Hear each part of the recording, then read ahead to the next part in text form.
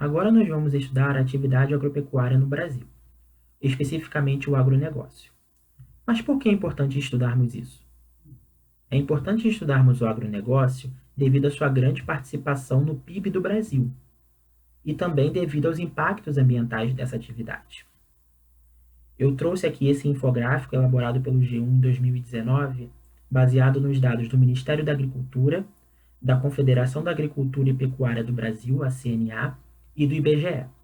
Todos esses dados são de 2018 e falam sobre o peso da agricultura na economia no ano de 2018.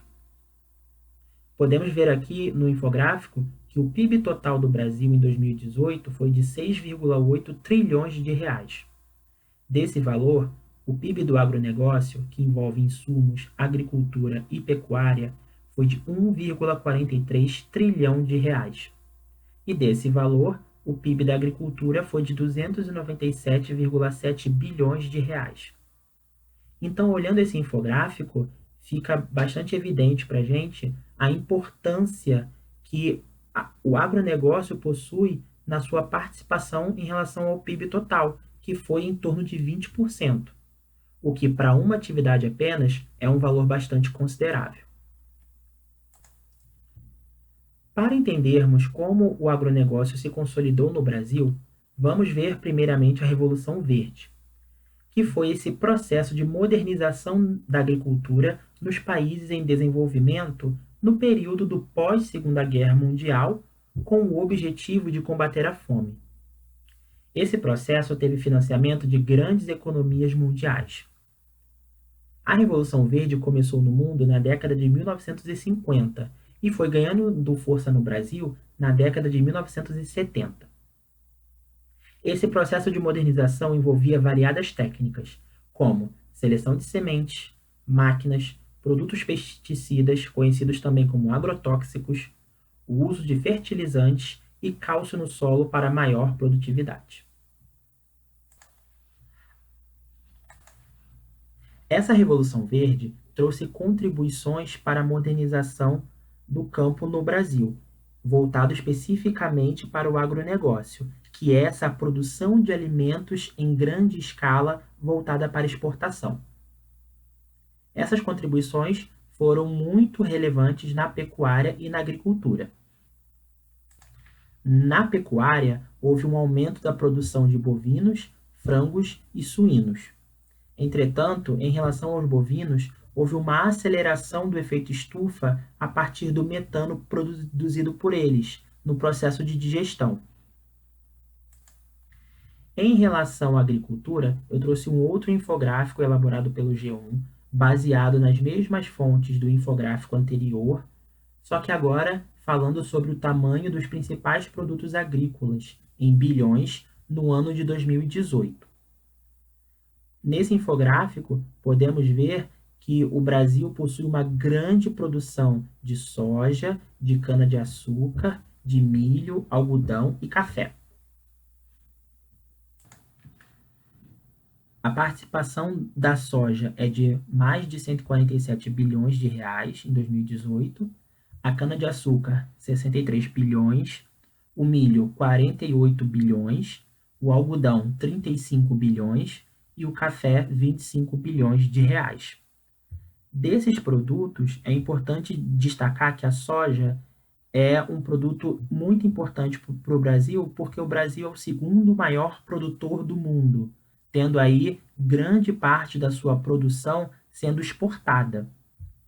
O milho também é um outro produto bastante exportado pelo Brasil. E o café também é exportado e o Brasil é o maior produtor do mundo de café atualmente. E esse perfil que o agronegócio brasileiro tem de ser um grande exportador de soja está se refletindo em uma dinâmica atual, que é o quê? O aumento do preço do óleo de soja. E isso está acontecendo por quê? Porque nesse momento os produtores de soja estão identificando que é mais lucrativo exportar soja do que vender para o mercado interno. Então o que está acontecendo? O preço está subindo porque há uma menor quantidade de soja e de seus produtos derivados no nosso mercado interno. devido a esse grande aumento da exportação que está acontecendo nesse momento. Então, é por isso que alguns produtos como a soja e outros produtos que não estão citados aqui, como o arroz e o feijão, estão sofrendo aí um grande impacto nos seus preços dentro dos mercados. No caso da cana-de-açúcar e do algodão, esses produtos produzidos aqui no Brasil abastecem principalmente o mercado interno.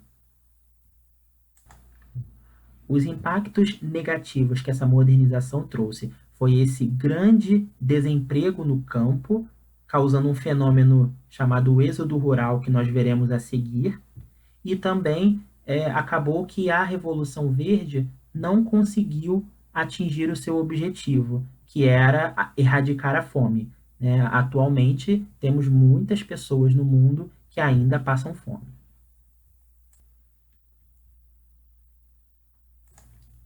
Agora veremos algumas dinâmicas que acontecem no campo que são importantes de serem estudadas também. A primeira delas é a grilagem, que é uma prática de se forjar um documento de posse de uma terra. Vocês lembram que no começo da aula, quando eu falei sobre a legislação, eu disse que em alguns momentos você não tinha uma legislação específica para você falar sobre posse de terras? Então, durante um bom tempo da nossa história, houve essa prática de grilagem, que é exatamente falsificar um documento de posse de uma terra para que aquela pessoa tivesse a posse sobre ela. Como é que funcionava essa prática de grilagem? Existia um documento que era redigido, um documento que não tinha nenhum valor legal, e ele era deixado dentro de uma caixa ou de uma gaveta com grilos, e é daí que vem o nome grilagem. Conforme os grilos iam se alimentando das bordas das folhas e soltando substâncias nesse papel, esses falsos documentos ficavam amarelados, né, e davam aquela aparência de envelhecidos. Então, esses documentos eram utilizados para atestar a posse de uma terra ou para a venda daquela terra para terceiros sem ter direito.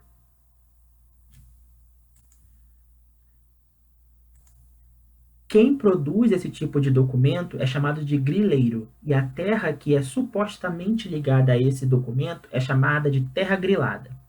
A grilagem causava conflitos na questão da posse da terra e era facilitada por uma falta que acontece até hoje de um controle de propriedades de terras por parte do poder público.